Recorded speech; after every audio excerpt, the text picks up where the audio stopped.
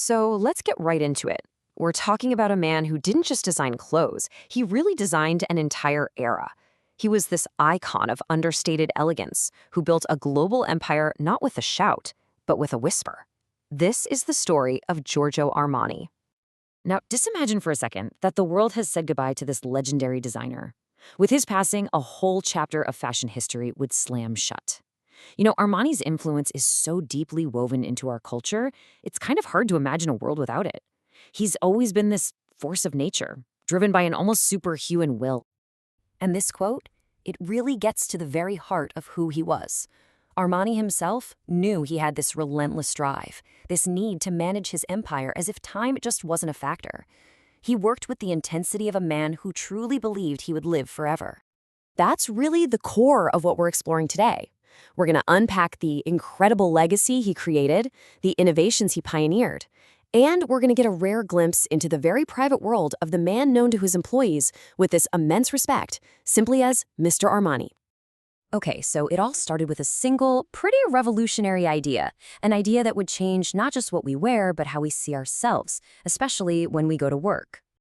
It all comes down to this one thing. The unconstructed jacket. I mean, before Armani, power dressing, especially for women, was all about these sharp, stiff, almost armor-like suits, and he literally deconstructed that whole idea. By ripping out all the inner structure, he gave clothing this fluidity that was just unheard of. It was comfortable, it was elegant, and it projected a whole new, more relaxed kind of confidence. His philosophy here was so ahead of its time. He saw the power suit of the 80s as this necessary uniform for women who were just entering the male-dominated corporate world. But, and this is key, he also knew when to evolve. He believed women had found their own power, and they didn't need to borrow a masculine silhouette to prove it anymore. So this quiet, minimalist vision completely defined his aesthetic. But it stood in such stark contrast to the extravagance of the era. And nowhere was that clearer than in his rivalry with another Italian giant. Ah, yes, this famous, fiery quote from Gianni Versace. It just perfectly captures the clash of these two titans. It was a jab, for sure, but it also brilliantly highlighted the fundamental difference in how they saw fashion and really how they saw life.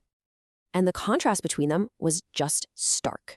Where Versace was all about explosive color, that overt sensuality and lightning-fast fame, Armani was the complete opposite. His path was this slow, deliberate build.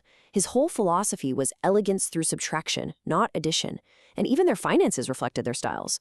Versace famously spent lavishly on these incredible properties, while Armani was much more frugal, building his empire brick by careful brick. But Armani's vision, it was way too big to be contained on a runway. He understood the power of culture, and boy did he use it to build an empire that went far, far beyond just clothing.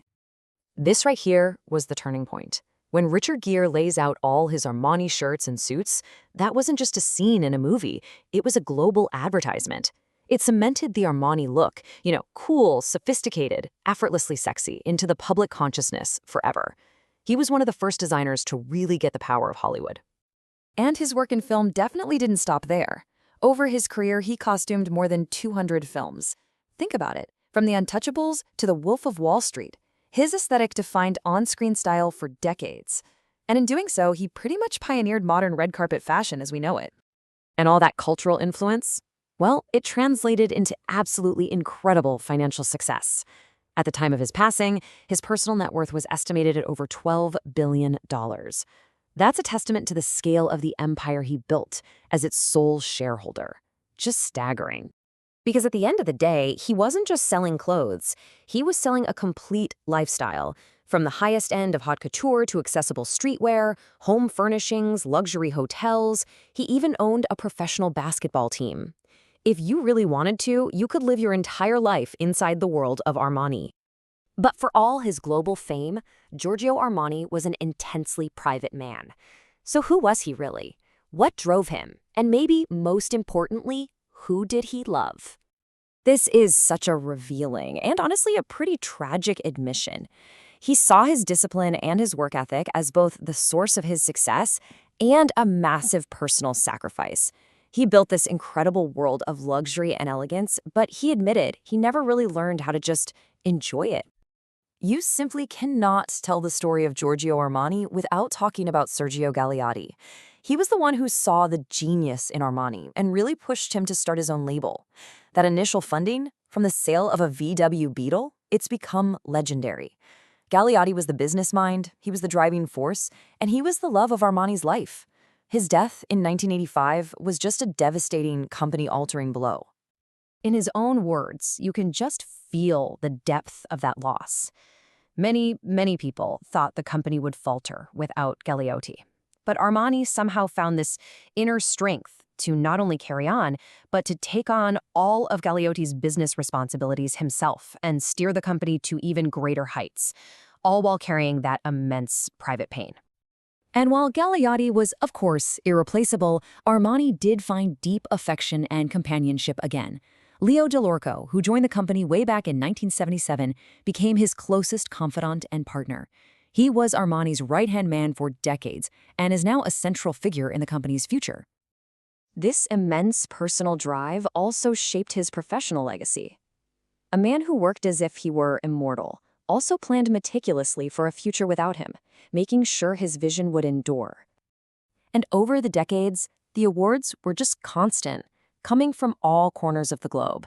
This isn't just about fashion. This is about being recognized as a global cultural figure, from the highest honors in America and France to being named a Knight Grand Cross in his beloved Italy. But his legacy goes so far beyond suits. He used his platform for real change. He became the first major designer to take a stand on model health by banning dangerously thin models from his shows. And, crucially, he established a foundation to safeguard his company's independence. This ensures the Armani empire won't just be sold off to the highest bidder. It protects the vision. So, we end on this question. In an industry that is so often defined by noise, by celebrity, and just constant change, Giorgio Armani proved that consistency, integrity, and a clear, quiet vision can build something truly monumental. He really showed the world that true power doesn't always need to shout.